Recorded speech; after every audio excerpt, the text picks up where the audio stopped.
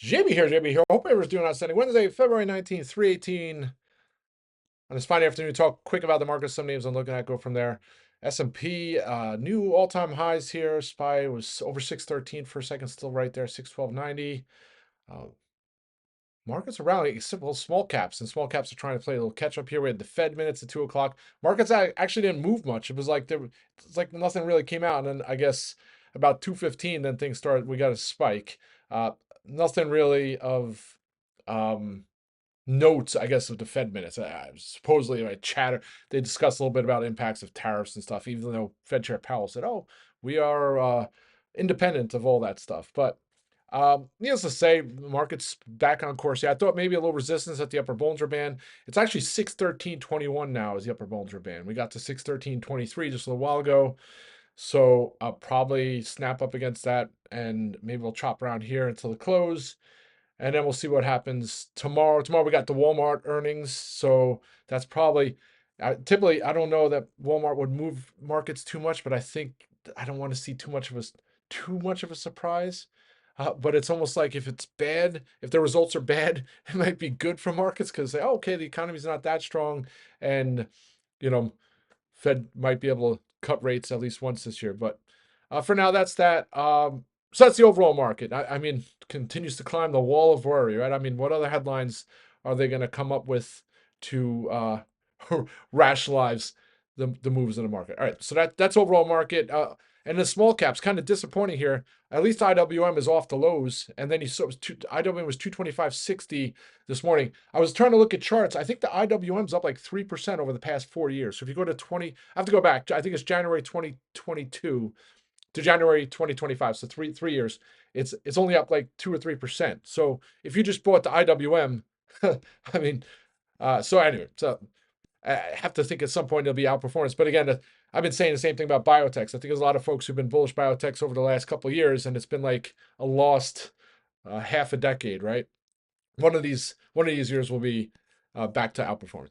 All right, so that's overall market. Just so really quick, I don't have the chart here. Editas, edit. It's one of the gene edit names. CRISPR. There's a couple of the Blue Bio used to be one. They all ran in tandem back in 2020, 2021, especially with COVID, and you had the Kathy Wood. You had Art going nuts because they were big into the gene editing side of things, right? And eventually it might be the next leg for healthcare, right? For at least for solving some unsolvable, um, afflictions. But needless to say, and it was one of the names I used to like back in the day. I mean, substantially higher than it is now. I think it was 10 and 15. I used to trade in the 30s and 40s. There was always M&A rumors. And back then in 2021, there were a lot of names in the gene editing space that got acquired. And then there are others that weren't. And of course, the ones that weren't have taken on the chin. And Edit's one of those names that has just been completely obliterated. And then the last couple of days been rallying, and I had to watch. Watching it's $1, right? So when it was $1, I'm not really looking at, and I'm trading options, so it doesn't really make sense to get options on for $1 unless you think there's a possibility for some craziness, right? So now you see it at it's starting to run, and it's in the twos and 250, and I'm looking at the calls, and the calls aren't dollar increments. You have to go if you look at the Marches, they're 250 and then $5. So it makes it tough on a risk reward basis to get the calls. But for me, I'm trading the calls. So if I look at Edit and I'm like, well, maybe this is the start of the run back up in some of these uh, these names, right? And then you look at the fundamentals of Edit. It's not the uh, it trades at less than cash. I think I have like 290 million cash, $224 million market cap. So you start looking, I'm like, I mean, this could go to $6, $7, $8 in the coming weeks. If you get some hype, maybe there's some M&A, maybe it goes to $10. So, you get 10 contracts at 30 cents at the $5 strike, it goes to $10. That's 300 to five G's as opposed to buying $300 in common. It goes to $10. You're only making $700, right? So that's kind of the rationale there. So that's why you trade the options to leverage. Call me crazy. You look at the cash and goes to $5. It probably trades just a little bit over the cash value. So just ran got some spec calls there. It's like sometimes I don't want to FOMO, but at the same token, you look, I'm like, I can make a case that it continues to run. So with that being said, I got those calls. All right. So now on to some other names. So TripAdvisor reports earnings tomorrow. Correction from what I've been saying over the last couple of days. For some reason, I thought it was after hours tomorrow. So it's actually a good thing. Well, not a good thing, but a good thing I knew about it because I probably I, well, either way, got lucky right before the Fed minutes. We had it spiked 17:30. All of a sudden, next thing you know, it's over $18 post Fed minutes. I was looking to posit, and I've been saying it for the last couple of weeks, to lock the rest of my June strikes. I already locked some in for over 100% to cover costs with some profits. And then I was going to close the rest of the Junes. But then I'm looking at the premiums, and the premiums are attractive on the March 18th that I have, which I already locked some of those in as well. And then I'm thinking scenarios, and scenario that might be likely is even if they post a beat and raise, the stock is flat. If that scenario plays out, the March strikes, they're both going to get hit, but the March strikes will probably lose a heck of a lot of premium, and then I don't have as much time to make that back. Whereas if I hold the Junes, even if there is a premium hit, I have time, because I think you start looking at the scenarios as well in regards to M&A and all that other stuff. I think it just bodes well. So that was the thought process there on adding the trip advisor, selling the rest of my March trip calls out for some nice profits. And then tomorrow I'll revisit, possibly depending on the earnings, maybe I'll add some more strikes. I'll just hold the Junes. It's been great. I had the January strikes, ran, the Marches, flip some of those too. And I think I had the March 15s, no, January 15s. Of course, that rallied like right before January expiration. But all right, so that's Trip. I think it's going to post a great report tomorrow, and it's just a matter of how the market reacts. All right, so second here is Redfin. So I got some spec calls last week. Going to need a huge move here tomorrow and Friday, but really love the setup here. I mean, DA Davidson came out this morning, just maintained their neutral rating. I think a $7.50 price target. But I'm not saying it's going to do the same thing it did back in the summer, August, and September. But I do see an opportunity for possibly for this to outperform it. 9.50, $10 in the coming weeks, especially if rates just melt a little lower. So um, went and got some March strikes and Compass earnings. I was talking about getting those the last couple of days. And then it's over its 50-day and 200-day moving average. So I think as long as that holds, I think it bodes well for more upside. I posted a little analogy there. Zillow is a name I followed for a long time, over a decade. Citron Research used to be short the name, used to say it was a $10 stock. I mean, it's already split twice, it has two dual classes. It's substantially higher than when he said, I think it was $60. The stock went to 300, and then they did a dual class split. But they did the dual class split because they were acquiring Trulia. And at the time, Zillow and Trulia were competitive brands, both had websites to showcase housing. Back in the day, people would look at Zillow and think it's a zero. I was very bullish in the name, but people didn't understand what was going to happen, because I always think real estate sector needs to be disrupted. But anyway, in a nutshell, Zillow went and acquired Trulia. It was at the time, I think it was a $3.5 billion buyout offer. And then as things got worked on, and then the time frame, it went further out, it got restructured down to 2.5 billion.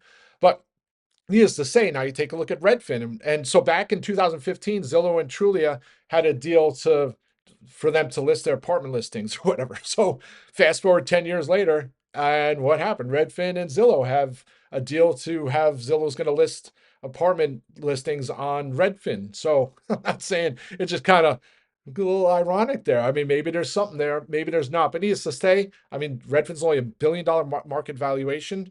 They have earnings. I think there's a lot of opportunity. So thought process there on Redfin. Yeah, Supermicro. What happened there? Little dip. Wow, big dip. All right. So that's Redfin. That's iRobot. That's Edit. Uh okay, now Teladoc. So Teladoc it almost looked like continuation from yesterday's weakness. Trading down, it was like 12.50. I'm like, oh, should I start looking to get the Aprils? And then at the noon hour, boom, a quick candle to 12 and then a bounce. And then I look, and some blue Orca Capital comes out with a short piece on Redfin. I think I've seen them before, these people. But but then I read it, and it says that Teladoc is rotten because one of their segments, their business is a virtual therapist business, and they say that their therapists are using AI to help facilitate the interaction with their clients, and that it's in the code of conduct or whatever that they're not supposed to use AI. It's dehumanizing for their clients.